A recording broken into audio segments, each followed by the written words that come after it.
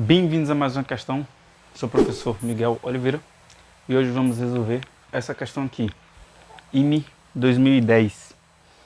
Sejam os conjuntos P1, P2, S1 e S2, tais que P2 interseção S1 está contido em P1, P1 interseção S2 está contido em P2, S1 interseção S2 está contido em P1 união P2, demonstre que S1 interseção S2 está contido em P1 interseção P2.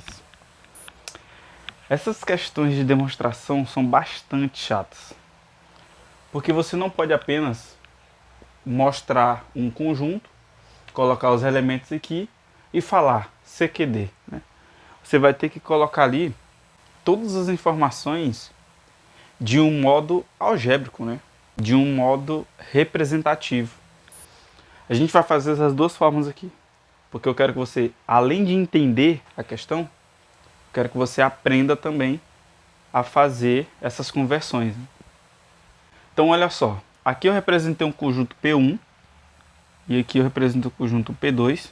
Eles estão não totalmente contidos dentro desse universo, né? Mas aqui só foi para detalhes estéticos mesmo. O que a gente vai precisar apenas P1 e P2. Aí olha só, na interseção de P1 e P2 está contido a união dos conjuntos S1 e S2, e os conjuntos S1 e S2 têm uma interseção aqui, que também está contido nessa interseção de P1 e P2.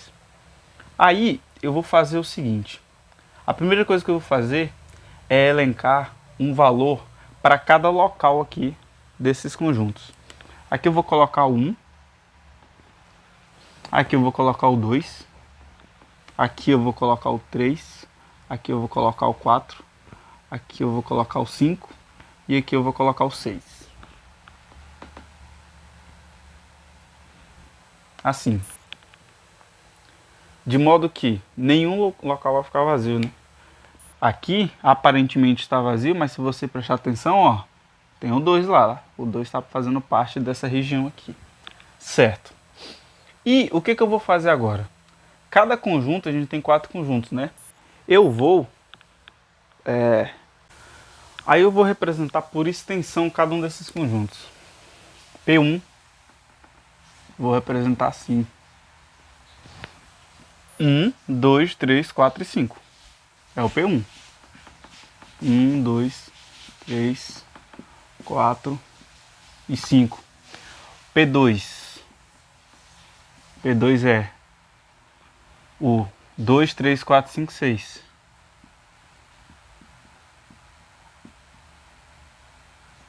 Quem é agora o S1, né?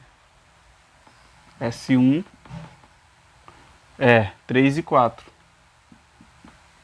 Quem é S2?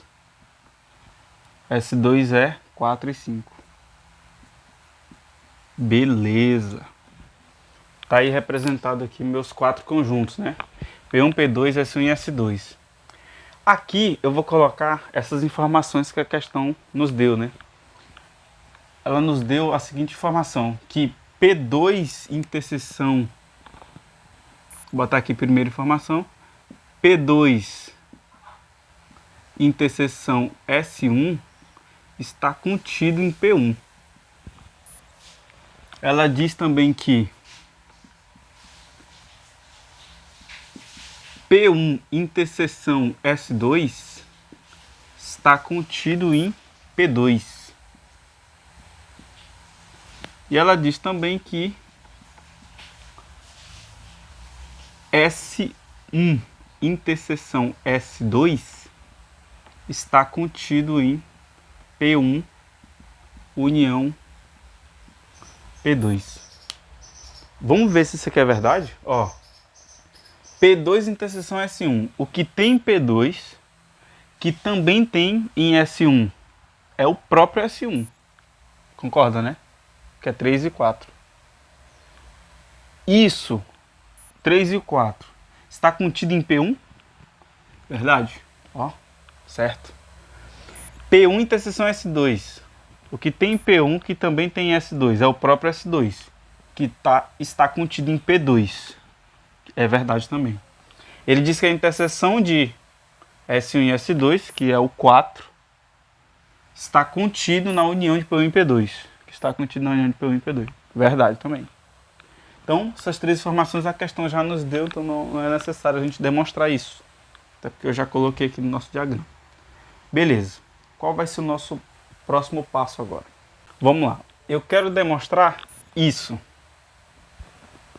Eu quero demonstrar que S1 interseção S2 está contido em P1 interseção P2.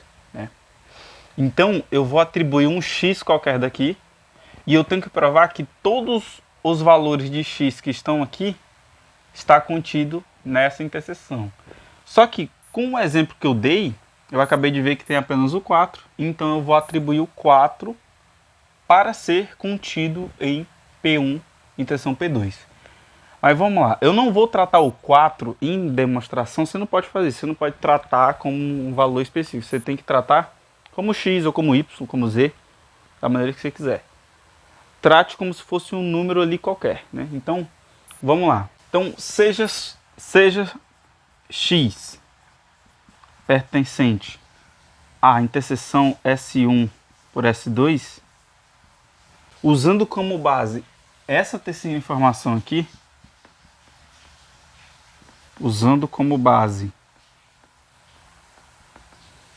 3, que eu vou chamar de 3, tá? O x vai pertencer a P1 interseção P2. Por quê? Porque pensa comigo. Se o meu x pertence a essa interseção e eu quero provar que esse cara aqui está contido lá, se ele pertence aqui, ele vai ter que pertencer aqui também.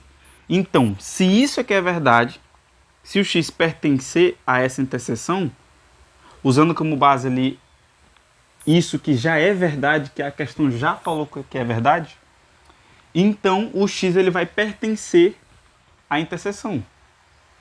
Nesse caso aqui, união, né? Ele vai pertencer a essa união.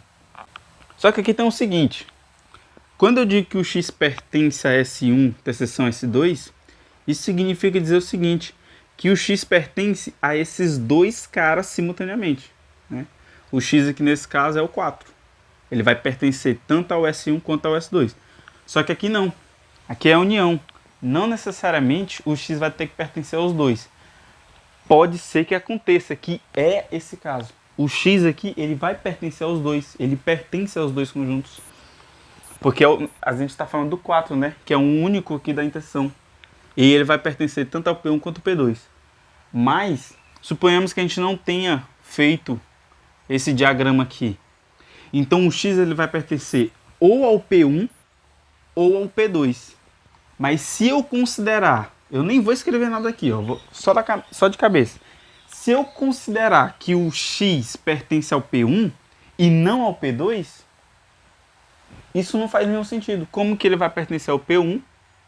Como que o 4 vai pertencer ao P1 e não vai pertencer ao P2? A não ser que ele seja o 6. Só que o 6 ele não vai fazer parte da interseção. Então não vai valer isso aqui. Show? Então o meu x ele pertence a P1 e P2. Meu x ele vai pertencer a esses dois caras. Logo, vou colocar aqui. Logo, se o x pertence a S1 interseção S2, portanto, x pertence a P1 e x pertence a P2, que é justamente o que eu fiz aqui e toda a minha explicação é anterior. Eu falei que eu não ia escrever, não acabei escrevendo, né? Acontece. Aí veja só. Isso implica o seguinte. Isso implica que se o x pertence a P1 interseção P2, logo o x pertence a S1 interseção S2. Isso implica que x pertence a P1 interseção P2. Portanto, S1 interseção S2 está contido em P1 interseção P2. Tá aí. Cara, se tu gosta de resolver questões como essa, tu deve ter algum problema. Porque esse tipo de questões ninguém gosta de ficar resolvendo, né? E é por esse motivo que o Instituto Militar de Engenharia coloca nas provas. Por isso que eles colocam. Então, você está sendo forçado a aprender isso aqui, beleza? Ok? E você só vai aprender se você praticar. Não tem o que fazer, né? É isso. Muito obrigado por assistir. Não se esqueça do mais importante, que é a sua inscrição. Vou deixar essas 4 recomendações de vídeo aqui para você. Até a próxima questão.